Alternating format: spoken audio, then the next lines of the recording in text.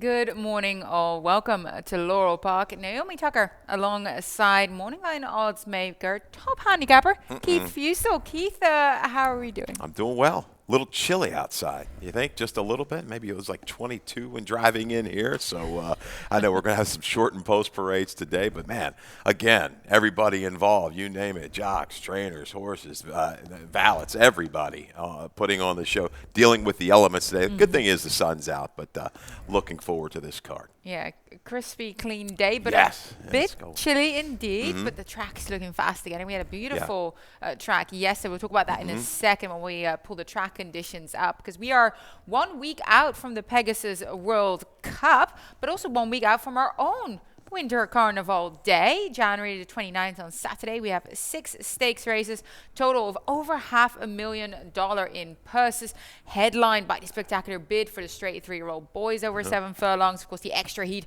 for the ladies of the same age over 6 furlongs, and a couple of strong Maryland bred stakes races as well. Absolutely, kind of staples that we've had here year in and year out. Certainly looking forward to next Saturday.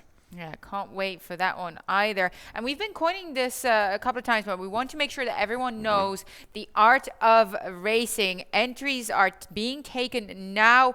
Final date for entry is March the 2nd. What can you do to win $4,000 stipend? Your artwork will be reproduced. That is, go to Preakness.com, submit your thoroughbred Preakness related artwork. As you can see there, absolutely gorgeous image right there. Submit it.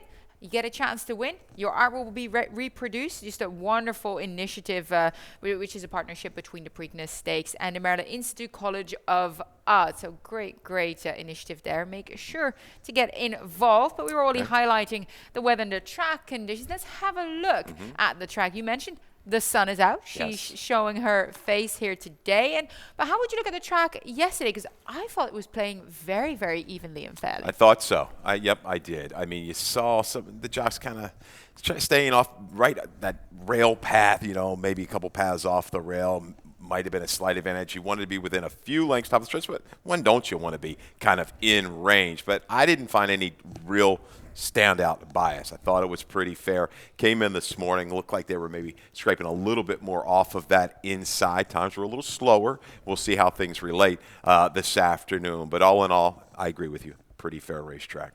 Yeah, we had horses coming from off the pace. We had a gate-to-wire winner who absolutely put like multiple lengths in between the fielder and themselves. So it's good to see that the track allows for this variety of running styles to still be as effective as possible, just depending on how the race unfolds. And, of course, the horse's ability as well. Let's get going with race number 1 out of 10. Carded for today's Saturday program. And in that first race, we're going to start with that early pick 5. And I know that Tim Tulloch, who will be joining me in less than probably about half an hour or so, created a ticket 1A, 4, 6, and 7. 4 deep here in that first leg. That nickel numbers a 3 lifetime. And in race 2, he goes deep again 1, 2, 4, and 7. But he singles in race 3 on the number 2, Miss Marino. She's also my top selection. She drops quite steeply here for trainer Claudio Gonzalez. JD Acosta aboard, and that 1-turn mile, I think she's going to have no problem with that because she already did well over 2 starts ago.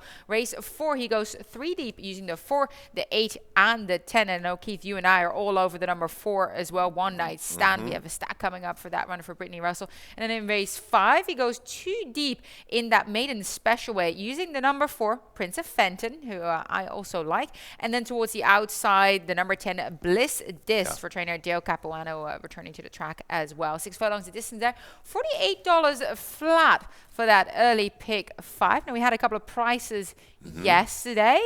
Looking at the way Tim's playing it, looking at, I've looked at the races myself, I think we can expect, especially in that earlier part, a couple of double digits, surely, I hope. I agree. I think all the way through. It's a good betting card. You've got some really contentious races.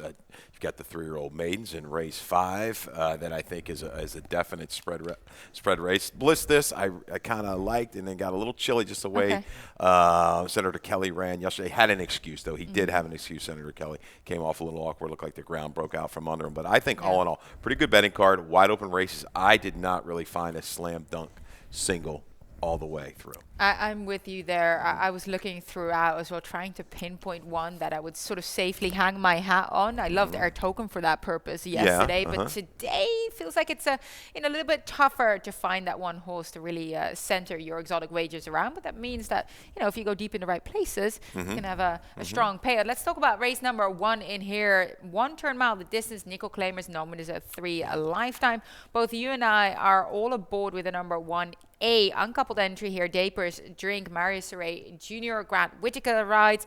We look back at his last race, which was over course and distance, where he had a wide draw, was used early to get to that further front position. You can see he was just breathing down the neck of 4 on 7, 25 to 1 shot. He was well held. It looked like he was traveling quite comfortably. Asked to range up, did so, and then kind of flattened a little bit. A little fizzle, right? Yeah. From the top of the stretch home. A slight fizzle. The number really didn't regress terribly on the jump off the big win for the Nickel 2 in life. I thought this was still pretty respectable. I was getting excited. I like this horseback. I couldn't believe he was laying there at almost 12 to 1 odds, Naomi, and he looked like he had a mitt full around the turn. It just doesn't quite kick on. Now, he was in about the 2-path, 3-path. Even further out was probably a little bit better on the 27th of December. You saw the winner there. Lost My Voucher was high and wide the whole way. Even coming further out was Al Brown. So slight fade. There's not a ton of real speed in here. It looks like he's a little bit showing a little bit more speed in this new barn. Seize the day. I got us a little bit of price. I think he's going to try to seize the lead early with JD. Let's be aggressive and go to the front. He can stay around some of his better races in a mile, but I think Dapper Strength gets that perfect stalk and pounce kind of trip. Little price play user here for me is Bourbon and Ice. We're going to pick up Ruiz, a rider I really like around here. Good judge of pace. Will save ground and get a horse covered up. Numbers work. Yeah, and I think he comes out of just clearly stronger races. First time going long. This horse might be a sneaky horse to pop at a price. Yeah, I think actually I do believe he's gone the distance before, but that's a long time ago. I mean, he's kind of a little bit older, right? A 6-year-old, but I like him stretching back out because it feels like he just couldn't run with them over those shorter sprinting distances. Struggled to really rally into it. I think this might just be what he needs. So I use him underneath as well. Race number 2, starter allowance for fillies and mares. 5.5 furlongs, that dash distance that we like here so much. The number 3, Calypso Goes. You have her on top. Look, there's an abundance of pace in here. We got a fair few that are going to absolutely blister early. Now, Calypso Goes can run at them like she did over 6 furlong in an optional claim and starter allowance. I think it was about 4 starts ago. She won, rallying into the pace. I think she's going to have to do something similar here, and I think Luis Garcia probably has to be a little bit patient with, the amount of speed that seemingly is tied on here. Yeah, Louis making the most of his mounts too, getting back into it, and he stays. Now, he usually rides this mare. He's been riding it for Sanchez Solomon. We're going to go first time for Kieran. Kieran had her on the go back. The only time he raced her was going a route of ground. You talked about the ability to sit and move from just off of it. She's got kind of that home field advantage. She likes Laurel Park. You've got Dilly Dilly Philly making her first start over the surface. Yep. She looks like she's ramping back into good shape. But you said it. Speed, more speed in here. She looks the one that can kind of lay close, avoid any kind of traffic, or steady the opening eighth of a mile, 3/16. I think she can relax and tuck in just behind the speeds and move into it. Yeah, I like her a lot. I have her in my exact. I do go with one of the speedsters, Dilly Philly, but I like her because she's got that low draw. She was a 2-time winner in her last of the 3 races. She comes in here doing pretty decently, and I think it's just going to be all about the break, navigate herself a spot, but at least she doesn't have, like, I know that Lady Magician can be fast, but I feel like she has a little bit of advantage being drawn in gate 2 in comparison to some of the other speedsters in here. But look, you're right, this is perhaps going to be a little bit of a war attrition early. It will. Who gets the advantage and then who hangs around late, and I like Calypso Ghost for that reason as well. You used another one underneath Blue Sky Vanilla. She's very fast early. I'm just not sure, is she going to be fast enough to get to the front? Because it seems like that's what she wants to do. Yeah, not against this group. I don't see her. I see her as maybe the one dependable closer. If you go back on some of her races, she's been 4 or 5 out of it and rallied into it. She goes first time for Linda Albert. Linda hasn't been claiming a ton of horses of late over the last couple of years, but flow, it works for her. She should not be able to, encounter a real wide trip. She should be able to drop in, save some ground, and see how things develop. But I don't see her nearly close is some of these horses. Lady Magic is fast. Dilly Dilly, Philly Clips, all these horses. Always talking on the outside is very quick. So Very quick I score, think you'll see Charlie go ahead and take a rating hold and try to make a run into it. So, yeah, I mean, around the turn, you're going to see a lot of horses probably just spinning their wheels, chasing those couple leaders. They're all not going to stay around. They just can't. Yeah. No, I anticipate a similar scenario as what you're describing. Race Yep. number 3, Fillies and Mares. Nickel Claimer Noman is at 3 lifetime. 1 turn, 1 mile the distance here. We'll start with your top choice, which is the number 6, Flowers of Fortune. The blinkers will be going on for trainer Jerry O'Dwyer. It's going to be her second start for his stable. Let's look at that first debut race for the O'Dwyer barn, where it was a bit of an awkward start. Yeah. She kind of stumbled about one stride out, and you can see her there kind of switching leads as well, just unbalanced. Exactly. Good call right there. Exactly. It just kind of propped back up in the air. Did not look tied on at all after that. But the credit I give her is this. When that happened and she couldn't get the lead, and I figured she'd be on to the front, it was kind of a race for her to get to the front, her or walk it out Nanny in that particular. I said, well, she's just going to pack it in, Naomi. She's just not going to be able to keep going. But she hangs around. She stays, she holds position, actually gains slightly into the stretch before flattening out through the final 3/16 of a mile. She draws today outside of some other speeds. She's shown the ability to come from just off of it. The blinkers go on. This kind of angle for the trainer, for O'Dwyer, works second off of this type of layoff, higher percentage. You're going to get a little bit of a value based off of that last race in that number, because all the money's going to come in, I think, on Miss Marino and maybe Betcha by Golly. Yeah, unfortunately for me, I think my top selection is gonna take some of the better's interest here for sure. I mean, she's dropping back down from that claiming 12.5 level. She has been doing decently in her last couple at the higher claiming levels. Now gets placed aggressively by Claudio, which we know he likes to do. He puts them in where he thinks he might have the upper hand. I feel like Miss Marino could definitely have that here, because she has sort of enough tactical ability to lay close. I like her getting back to the mile here. I think that works for her. She's run well over at 2 starts ago over at Penn. Now that was, of course, 2 turns. This is the 1 turn mile, so slightly different. But she has that tactical speed that I like for those type of horses without really fizzling out too much late. Yeah, I think the knock on her that I've got is that she did ride the best part of the racetrack on the second. And she doesn't have like a big punch. She looks like she wants to be forward. She's going to have to chase a horse like Betcha by Golly. We'll see. Who ran pretty credibly. She's going to go, I think, right to the front or sit just off of Walk It Out Nanny. I think she'll be able to clear off around the turn. They went awfully fast, and she was on the worst part of the racetrack last time out. So 624 from me. 6 going to maybe give you your best price. We'll see. Yeah, we have similar horses in here. I give Betcha by Golly some credit too, but she'll have to hang around in that final section of that the 1 turn mile here to the second wire.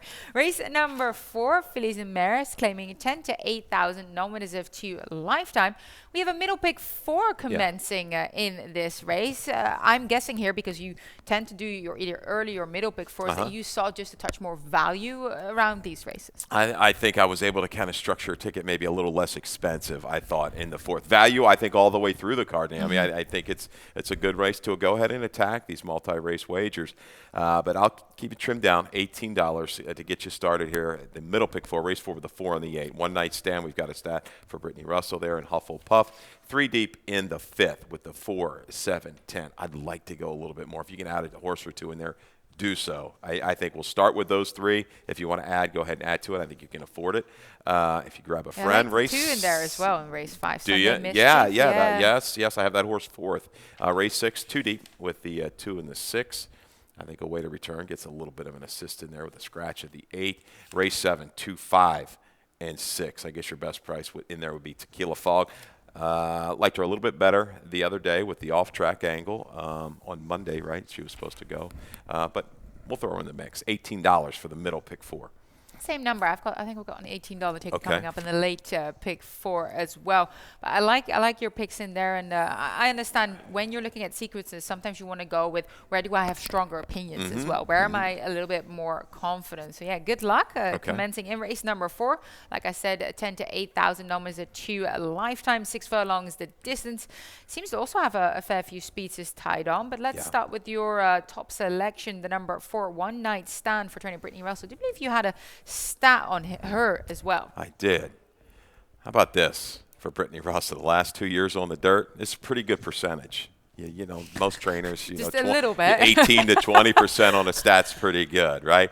How about 9 for 10? 90%, 10 for 10 in the money on this kind of tag drop. The 50% tag drop going from the 22 in life down to 10,000 a day. There's your ROI 401.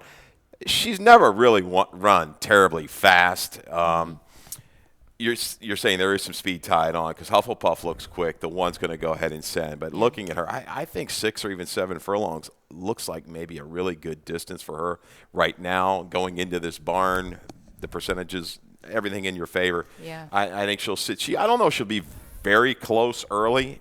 I'm hoping she's within 2 or 3 by the quarter pole, and they can run the speed down. I wonder how fast she is to really get that position early. Right. She'll have to maybe work for it a little bit. But look, when you pull up a stat like that, isn't that maybe the horse that we should be keying around today? Your stat plays have been very, very successful. A lot of them have paid dividends, and this is probably one of the best ones I've seen in a while. 90%. You don't get many like that.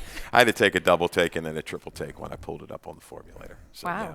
Well, I'm glad I had one night stand on top already. Indeed, dropping down for trainer Brittany Russell, and both of us used the number 8 to complete our exacta as well. And Hufflepuff, who I think has got that tactical ability to maintain her position throughout. Race number 5, a maiden special weight event, 6 furlongs of distance for straight 3-year-olds. This one's actually a fun one. I like this race coming up. I do love maiden special weights in general. We have similar horses, albeit different order. You use the number 7 Irish Bullen for trainer Cathal Lynch. First time starter. We know the Lynch barn is very sharp with their horses arriving at the racetrack on race day in the afternoon for the first time. And this one has been working decently at Fair Hill.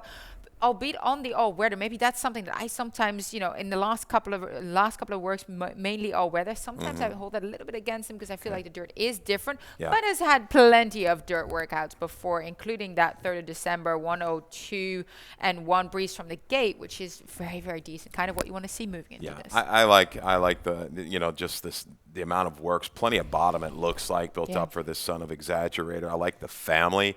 You're looking at the siblings. They kind of thought they leaned turf, but it's turf, dirt. You had one sibling win first out, another one run second, and that was in the motion bar. No knock against Grand Motion, but he's not really a first-time starter kind of guy, right? When you look at it. When you look at his stats, and Lynch is. So maybe the way they're prepped a little bit differently. Maybe this horse will be ready to rock. Now, Lynch, he's 0 for 7 with the 3-year-old firsters, maiden special weights on the dirt the last few years, but 5 for 7 in money. Overall, he's about 22, 24%. A little shot here on the 7. I think this horse will have to close into it, though. Yeah, I go with one of those that has a little bit of experience in comparison to some of the firsts that will be jumping from his inside. Divining Rod son, trained by Dale Capuano. We saw him as a 2-year-old in December. He showed plenty of early speed, just tired belated behind a very, very strong Oski Wow Wow on the day. Now, Dale Capuano with his maiden second start is hitting at about 30%, which is just a really, really high number. Now, we know the Divining Rods in terms of his first has done very well. They're precocious, so I like that kind of breeding angle there. And, of course, Dale Capuano's main man, Georgie Ruiz, aboard, who tends to do well on these youngsters, giving them a good experience. So I like this, so especially even though he's on the outside, he already has that experience. So I'm a little bit more happy in the way of at least we think he's going to jump straight, whereas with some of the firsters, they're kind of searching when those gates open. Yeah, and Lasix to that was on the worst part of the racetrack in debut, got out there, showed good speed. Not thinking that this horse can't win from just off of it because he might have to, because the 2 Sunday Mischief inside speed scratched the 1 Sagrada Rey. Held very well, I thought, last time. Chased the pace around there, just a little bit of a fade. Now you get Lasix on. That was a price play of mine last time out on the 30th of December. Got bet down to 7-1. I was shocked to see that much play. Lasix going on for that one as well. Prince of Fenton, nothing there grabbed me from the breeding standpoint, but just the respect factor for the barn.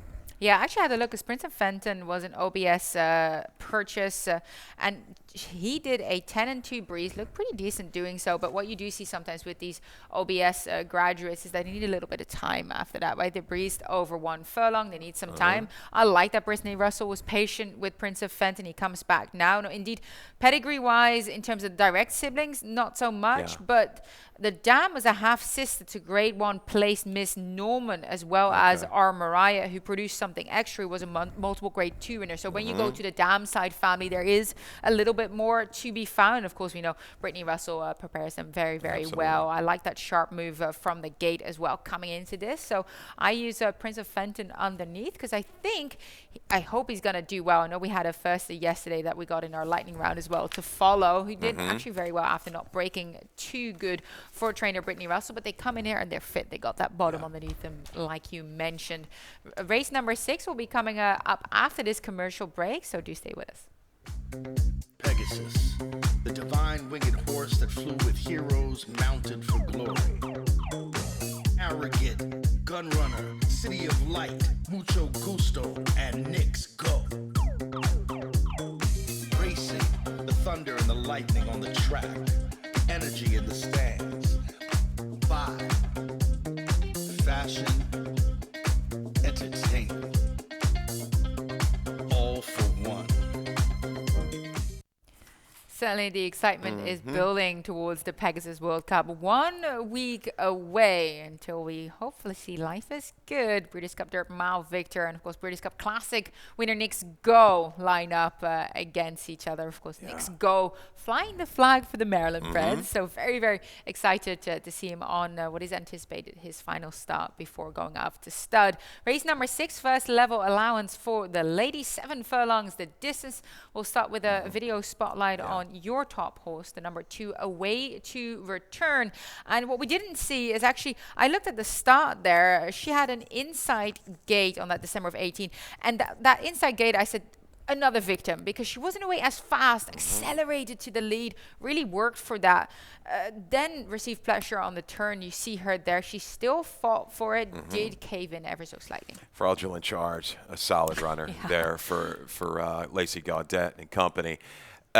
Worst part of the racetrack, the 18th, inside, and she had every reason to just go ahead and fade top of the stretch home. She did not. Look at the effort. She's still trying to the wire. I think 7 furlongs works perfectly for her. Look at the breeding, by Ghost Apper out of a big brown mare. 7-8 should be well within the scope, well within reason for the 2. Gets a little assist with the scratch of the 9 American Bastet. I just think she just needs to come away cleanly, and she doesn't have to go ahead and go and get the lead and try to dictate this thing. There's going to be maybe some outside pressure. I think she can ease back off of it and move into the pace like she did 2 races back. Yeah, I think she can as well. I use her in 3rd. You like Miss Chesapeake to complete your exacta for trainer Brittany Russell. Very progressive sold. 2 out of 3 won that Maryland bred restricted race last time over a mile. Now cuts back to the 7 furlong. She's well placed in this open company ladies allowance. Professional type of win in debut. Didn't beat the strongest of fields, but did it the way you're supposed to do it. And I thought just maybe a gimme. I hate to say it like that, and politely, she was just going to be overmatched in there. But maybe it did not. Looking for that race within the schedule, couldn't find one that fit, got something out of it, came back to win and gallop at a mile, got to the better part of the racetrack. But this horse, I think, is certainly going to improve. Lightly raced, should take a step up off of that score last time out. Yeah, my top selection is drawn on the outside, the number 10, Mending, for trainer Anthony Ferry. She comes in here on the back of 2 wins at the optional claim starter allowance level. I loved her win 2 starts ago, where she actually rated behind a very, very honest and good early pace. I feel like she can do that again with that outside draw. I like that Javian Toledo remains on board here, even though if you look back, he was also involved, I do believe, with Hope Has a Name on the inside. He's not on her. And also Miss Chesapeake, he's also not on her. So don't know if he had a choice or what played on behind the scenes, but he's on Mending on the outside. So took a little bit of a cue from that and picked her on top. I can see that. I just want to see. I don't know who she beat her last 2. She gets back to reality here. This is really going to be the acid test, as they like to say, because her style, she had to flow beautifully the last 2 to her favor. She's going to have to work a little bit harder from the 3/8 pole home. Yeah, I do believe you're right there, but let's hope she can get the job done here. Race number 7, optional claimer starter allowance. Also the start of that late pick for sequence. I decided to do a ticket, and I'm kind of spready as well, as you did, Keith. $18 flat ticket. I used the 5 and the 6 in race number 7. I love Miner's Gem in here for you, McMahon, and I had to give Marvella Nasty the credit that she deserves. If she runs back to a couple of those higher mid-70, low 70 numbers, she's in business here. Race race number 8, I spread a little bit further using the 2, the 3, and the 7. I think Solomonic has a good chance, as well as Clubman on the outside for Red Hot, Rudy Sanchez stable. And race number 9, spread again, 5, 7, and 8, where the number 8 Friendly Fella is my top selection. And hopefully we're still alive in race number 10. I key around, I think, the horse to beat, which is number 8 Majestic Frontier for trainer Jerry Robb, with a price play in the number 3 Kazoo for trainer Milan Milosevic, who had a big price winner last week with Micro Start, paid $20 at the maiden 25 level. This runner is by Daredevil. Dan was a stakes winner over a mile and graded stakes placed. I think the further they go, Daredevils, the better they do. Daredevil with Routers, 22% winner. So I think Kazu's going to enjoy stretching out to the mile and 16 here after a bit of a freshener. $18 a flat ticket. As we get going here with race number 7, you landed on the number 5 as well, which is Miner's Gem for trainer Hugh McMahon. I think he's going to get a lovely trip again here. Yeah, she's kind of on a roll right now. Protected last time out. I was against her, and she just proved me completely wrong.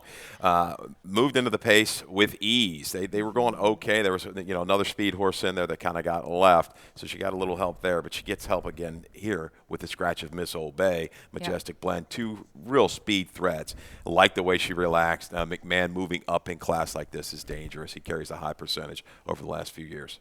Yeah, I definitely respected her based off that race. Now, Marvella Nasty, I guess we're all, that last race was actually visually not bad at all at Allowance Company. Perhaps the number didn't come back as strong, but that wasn't a bad performance from her at all. And if she runs back up to those, lower 70 numbers, she can get her picture taken. Yeah, I guess the only knock you can talk about last race, she disappointed a little bit to me. Even money. I thought even being on that part of the racetrack, 3 and 4 wide, when you wanted to be closer to the rail, she'd have a little bit more punch into it. Did not. She's going to have to get back to that higher 60 number if she's going to win this race. And with a little bit of some of the speed coming out, it might hurt her chances. She might need that little bit of setup. We'll see if she gets it. She's certainly shown to be fast enough. She's got to come back. Tequila Fog off the claim. The higher price of the fare is a user in here as well. Liked her. Talked about that earlier.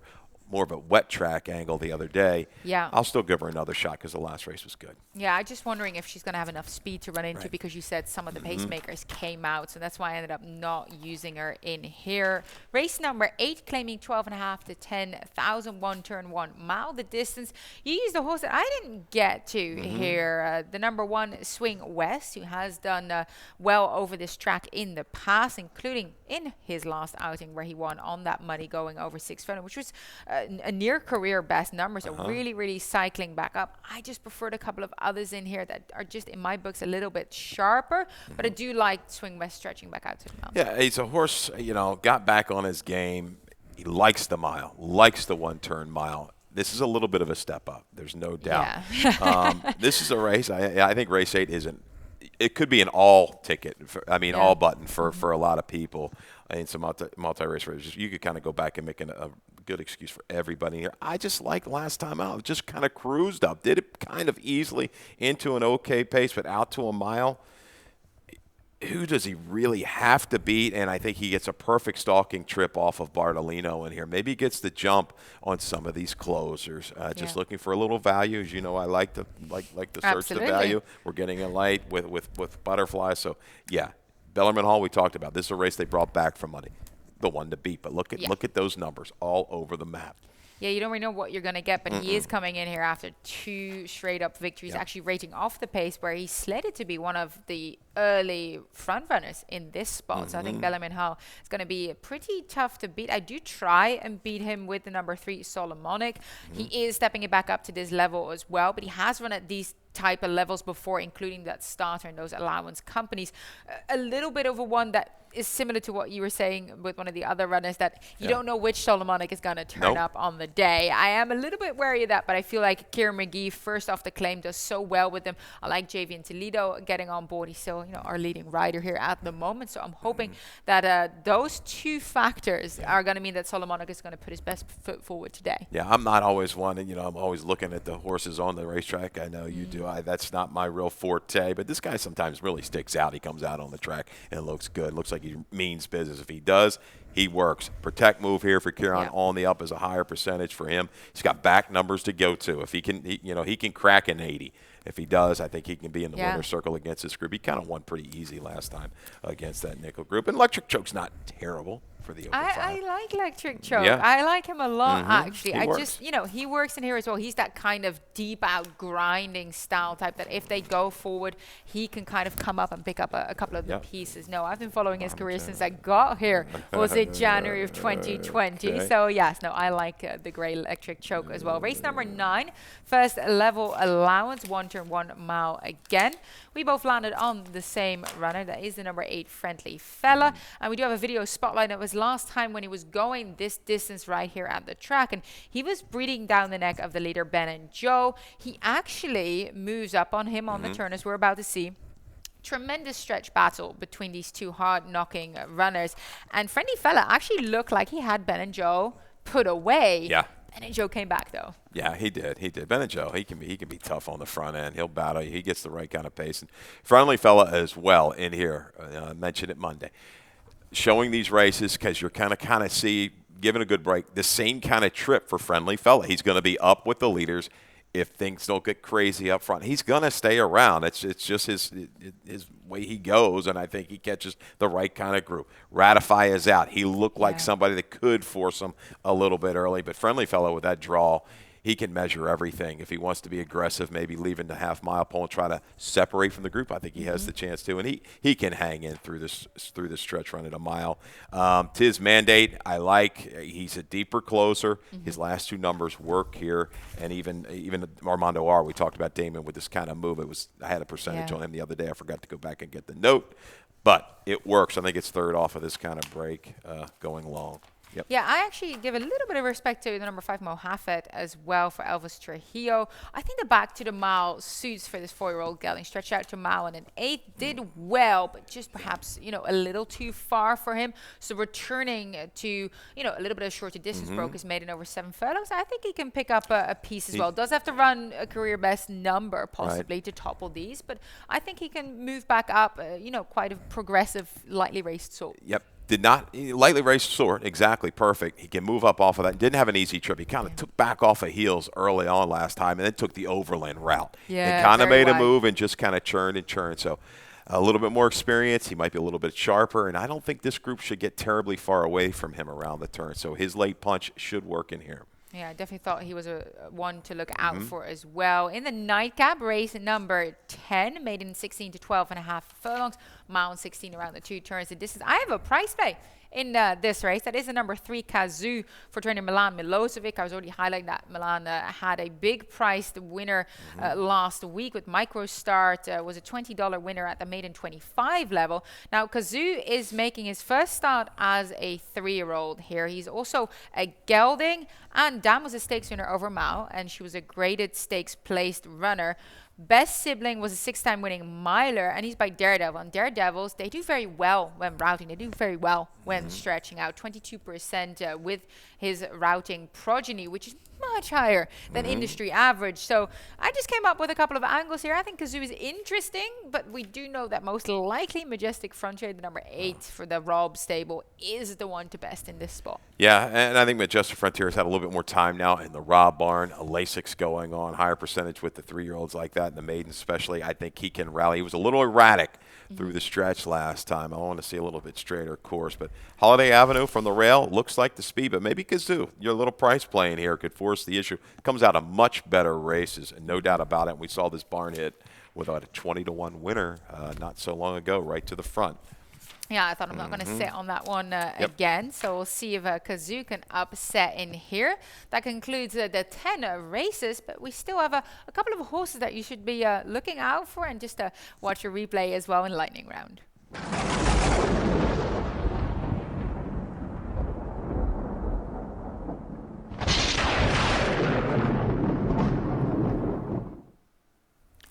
Well, one of the runners to follow. This is first time starter for training, Brittany Russell, far on the outside, this 3-year-old filly, and she did not get away well at all. Look at that, completely like outpaced. It looks like this is kind of the end of it for her, right? Yeah. Look at the way she comes back on the rail there. Exactly. Off sluggishly, dropped in, and was kind of climbing a little bit. Wasn't really grabbing the track. Yeah. You saw that, but a more fluid, action, a little bit better through the stretch. Got down dead on the rail, which we talked about maybe wasn't quite the best place, but you see the gallop out as well. She following gallops that. out past the winner. That was a Claudio Gonzalez, rather, Joe Mike Jim. And look at her there. I mean, I know the Claudio Gonzalez is about to get pulled up, but just saying if Doomscroller had had a better break, I think he could have been very tough in that spot. So definitely one to follow next time out. Regally bred as well. Dan was a grade 2 winner at Gulfstream Park over a mile and 16. Now, one of my current favorite runners on the Maryland circuit is Air Token, Maryland Million Sprint winner. He returned to action yesterday, and he won like the good thing we all thought he was going to be. Man, how old is he now? I think he's about 6-year-old now. 6, 7. I mean, I'm telling you, it's just getting better with age and every start. I mean, there's a horse that was, right around 16,000, a tremendous 5-year-old. 5-year-old. I thought Sorry, he was a little older than that. Well, 5-year-old. Man, okay, he's young. He's young, but anyhow, seems like he's been around forever. But Yeah. what a claim, what a job they've done. And he can go long, but he looks like he's found a home right here sprinting. He likes that. Yeah, he can go all distances, very flexible. Trained by Jose Corrales, was claimed by him in the summer of 2020 for $10,000. Yeah. Turned into a stakes Wow. winner and just an all-in-out very, very hardy runner, which we appreciate here, those geldings that come back time after time again. Now, we have to highlight the Stronach 5 because, we talk about the possible payout, but look at that. There were 2 tickets that received $49,000, give or take, each, because we did kick things off with a big prize winner, Joe Mike Jim. We just mentioned it, $17. And then we had another big prize winner at Golden Gate in Perfect Edition, paying $30.40. Gosh, it pays to play that Stronach 5, doesn't it? If you haven't learned by now, shame on you. 49,000, much better than a parlay. So yeah, next, don't miss out. Okay, it really pays to play the Stronach 5 each and every week. We see it. We're like a broken record up here, begging you. Well, we got to make sure that you know what you can win. Yeah. And look, it was nearly 50 grand Yes. each ticket there. So yeah, get tied on every Friday. We right now have all 4 Stronach tracks involved. That's us, that's Golden Gate Field, Santa Anita Park, as well as Gulfstream Park with their championship meet. So we'll be back again next Friday. You can have another go. In the meantime, we have 10 races coming up starting 22 minutes from now. So good luck, everyone. All righty, good luck.